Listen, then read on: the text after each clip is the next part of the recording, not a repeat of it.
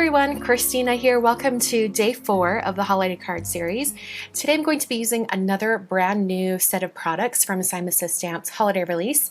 This time I'm going to be using a kind of a suite of products called Critter Sweaters, and they're super fun. They're meant to be used together to stamp your own sweater pattern, and then you have a die cut shape of an animal. So it's going to be super fun. I'm actually going to create multiples of the same card because, as you'll see in a minute here, once you have all of those sweater design stamps onto your stamp press or onto your stamping positioning tool like a MISTI, you can use them over and over and over again, and you can duplicate the same card multiple times without much effort.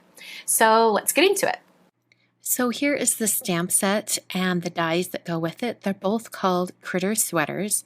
You can see there's all of those border stamps you can use to create the kind of Christmas sweater look. So I'm going to take all of those little stamps and I want to have them mounted on my MISTI stamp positioning tool perfectly. And I'm going to do that by taking some paper. I just wanted a color here so it would be a little easier to see. And I used my T-square ruler to draw on a pencil line that's exactly straight and level. And then I placed all of the stamps onto that paper, and I used my craft pick if I needed to, just to kind of maneuver these in place. I used my fingertips, just holding them really lightly. You want to let the stamps go back to their original shape if they've been kind of bent or pulled a little bit. Just want to let those go back to their original shape and get them positioned just right. And I wanted to make sure that I had enough of the pattern there, so I brought over the dies just to check the size because I need them the largest pattern area for the bear. So after I had those on the door of my MISTI, I started to do some stamping. So I'm going to stamp this pattern onto white cardstock. The cardstock I'm using today is Neenah Classic Crest Solar White. This is the 80-pound version. And I'm going to be stamping the sweater pattern in 3 different colors. The first color I'm using is lipstick red. And if I would have really thought out the order that I was stamping these in, I would have started with a different color. And I'll show you why here in a minute. So this red stamp stamped pretty well on the first go. I just made sure that I walked my fingertips over every single area of that pattern to make sure that I had a nice solid image. So now I'm going to try to move on to a different color. And the next color I'm going to be using is called Spring Rain. It's also from Simon Says Stamp. And it's a really pale aqua color. Or not pale, kind of a mid-tone aqua color.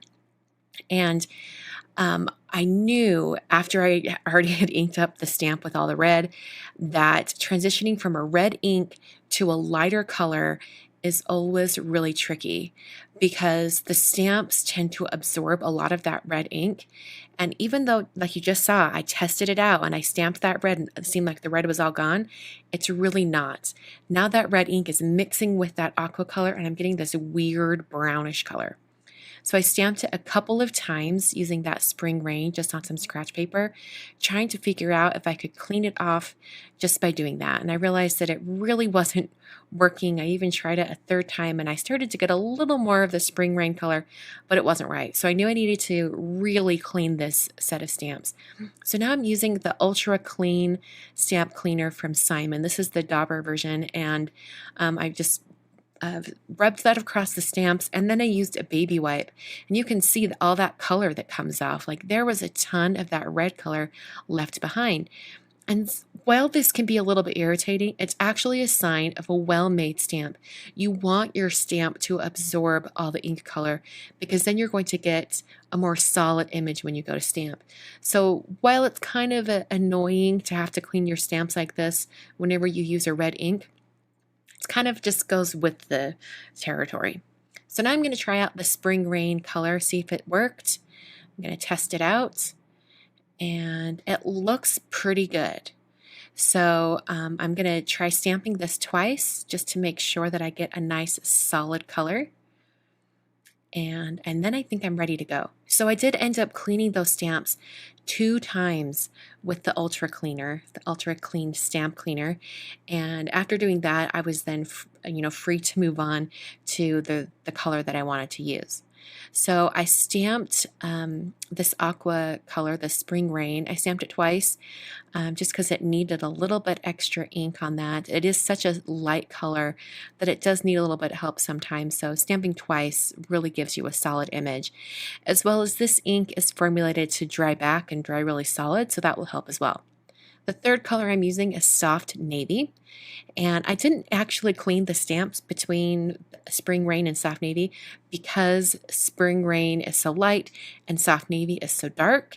I knew the Soft Navy would just overpower any of that color that was left on the stamps, so I didn't even bother cleaning the stamps in between these two colors.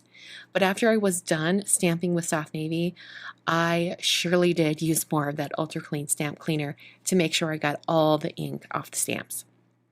So now I'm going to use the dies that coordinate, and I'm starting with the bear, and unfortunately you can only get one bear out of one stamping, so I actually stamped the red pattern twice.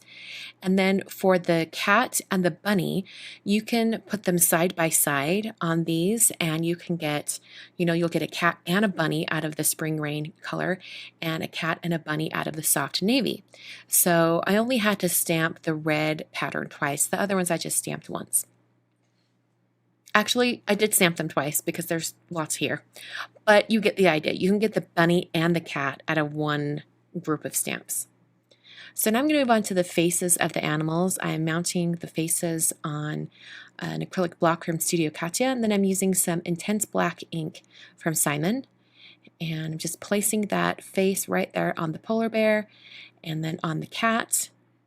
And then I'm going to move on to the bunny. And my head was completely in the way when I was stamping the bunny because you do have to get it really precise because you want the bunny's nose to kind of run off the edge of the die cut there. So you have to be really careful when you stamp that one.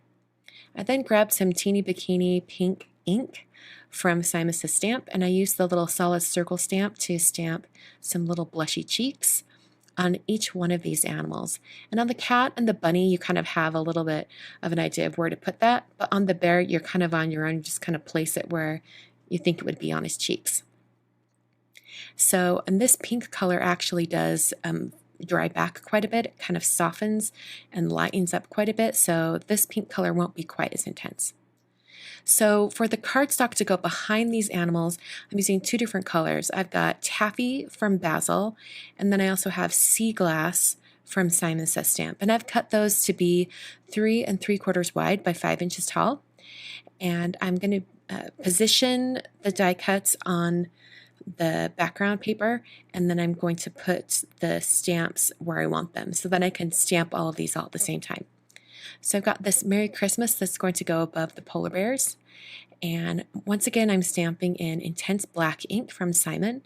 And I'm actually going to stamp this twice because I think my intense black ink pad is going a little dry. I live in a really dry climate. We're a desert.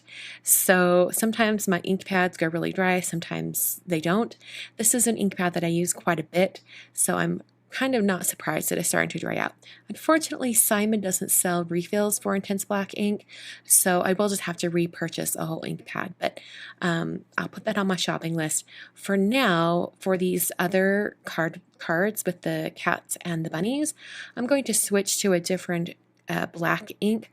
I'm going to use some VersaFine Onyx black ink. It's a nice solid black ink, and it's really great for stamping words like this. So now I'm using some VersaFine Onyx black ink. So I stamped all 4 of the taffy cardstock squares, and it was super easy to move between these because I'm using my Misty Stamp Positioning tool, and it makes it really convenient just to keep the stamp where it's at, swap out the cardstock. So in order to prep the card bases, I scored it at 5.5, and this is actually some thicker white cardstock. It's the same type of cardstock that I used for the animals, but this is the 110-pound version of Neenah Classic Crest Solar White. I'm going to use the extra large dot stencil from Simon to add a little bit of interest on the taffy cardstock that's going to go behind the cat and the bunny. I realized there was a lot of space near up the top, and I wanted to make sure that it had a little bit of interest going on there. So I'm going to take some white pigment ink from Simon, and I'm just going to sponge on a little bit of this white shade, and it's going to give me a nice subtle pattern. I really love this extra large dot stencil because the dots are so big. It can be really bold if you use a really bold color, or it can be really kind of in the background and really quiet if you use some shades that are closer to your cardstock color. So the bear was a little too tall for the spacing. I just want a little more space between the bear and the words. So I took a ruler and a craft knife and just chopped a little bit off the very bottom. Then I put some foam adhesive behind every single one of these animals. I did everything in batches for this set of cards because it's a lot faster. So I put adhesive on the back of all the animals and then adhered them onto their cardstock. And after that, I put foam adhesive on the back of those pieces and then place them onto the card bases. So I have two card designs here, but the cat and the bunny cards, like the colors of their sweaters, they swap because if you remember, I die cut a cat and a bunny out of each color. So the colors kind of swap from card to card. But basically, I have 4 cards for the cat and bunny, and then I have 2 cards for the polar bear. So all in all, I got 6 cards out of this one set of stamping. Hope that gives you guys a good idea of how to do that. I really love how these cards turned out. They're super, super adorable. I'm so happy I made multiples of those cards. I'm definitely going to need them this year, and they're super easy to make. I hope you guys saw a good example of how to use products to kind of duplicate and replicate your own cards really easily. So before you guys go, I've got a couple of videos on screen for you. These are the day 4 videos of the holiday card series for 2017 and 2016. And then down below in the video description, I've got every single day 4 video listed for you guys. So you can take a little walk down memory lane and see all those videos. And give this video a big thumbs up if you liked it. Thanks so much for watching, and I'll catch you guys on Monday for day 5 of the holiday card series.